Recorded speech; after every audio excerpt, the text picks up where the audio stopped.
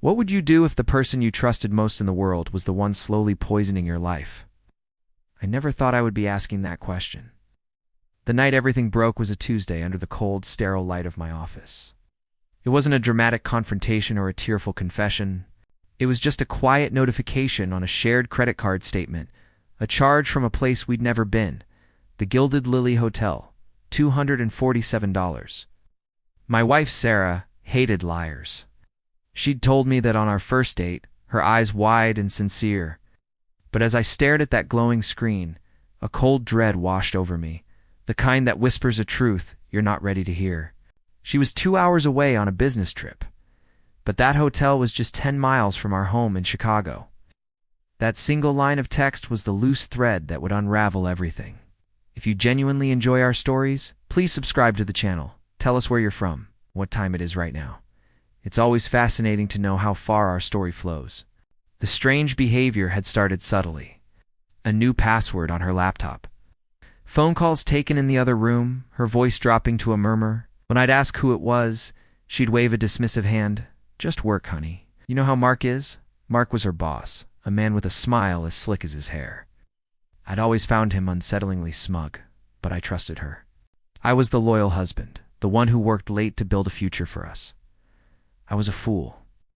The discovery was a slow, agonizing bleed. A receipt for a dinner for two at a romantic spot on Rush Street, crumpled in her coat pocket. Her sudden obsession with a new gym, one conveniently located next to Mark's office building. She grew colder, more manipulative. Every question was met with a sigh of exasperation, as if my concern was an exhausting burden. "Why are you so insecure lately?" she'd ask, her voice dripping with manufactured pity. She and Mark felt untouchable, wrapped in their bubble of arrogance and deceit. The night I found the text messages, I broke.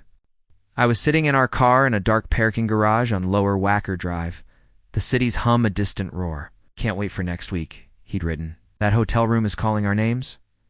Her reply, a string of heart emojis. It was a physical blow. The air left my lungs, and a sound escaped my throat, a raw, guttural sob that echoed in the concrete emptiness. That was the moment the loyal husband died, and something else, something colder and more strategic, was born. I would not just leave. I would burn their world to the ground. I spent the next 3 months gathering proof. I hired a private investigator, a grizzled ex-cop who documented their every sordid meeting at the Gilded Lily. I copied bank statements, phone records, and printed every single text message. I contacted a lawyer, a shark in a $1,000 suit from a firm on LaSalle Street, who laid out the legal traps with chilling precision. The public exposure was set for our 5th anniversary party. We'd planned it for months, a grand affair at a rooftop bar overlooking Millennium Park. All our friends and family in attendance. Sarah was radiant, floating through the crowd, accepting congratulations, the perfect, loving wife. Mark was there too, of course, standing a little too close to her, his hand brushing her back. When it was time for my speech, I walked to the microphone, my heart a cold, steady drum. I didn't talk about our love. I talked about loyalty, about trust. And then I played the recording. It was from the PI, a crystal-clear audio of Sarah and Mark in their hotel room, laughing about how gullible I was. The silence that fell over that rooftop was absolute. Then came the gasps. Sarah's face was a mask of horror, her skin turning a sickly white. Mark looked like a cornered animal. I let the recording play to the end before I spoke again. "Our marriage is over," I said, my voice calm. "And Sarah, per the prenuptial agreement you were so eager to sign, you leave with nothing but the clothes on your back.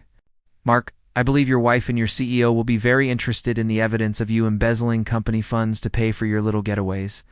The fallout was biblical. Sarah was a social pariah, her friends scattering like roaches in the light. Her parents, who were in the crowd, looked at her with utter disgust. Mark was fired, sued by his company, and his own wife left him, taking everything. Sarah was completely, utterly ruined, left with nothing but the shame I had so carefully gift-wrapped for her. I never saw her again, but sometimes, late at night, I pull up the court documents, the ones that legally erased her from my life. The silence in my house is the loudest thing I've ever heard.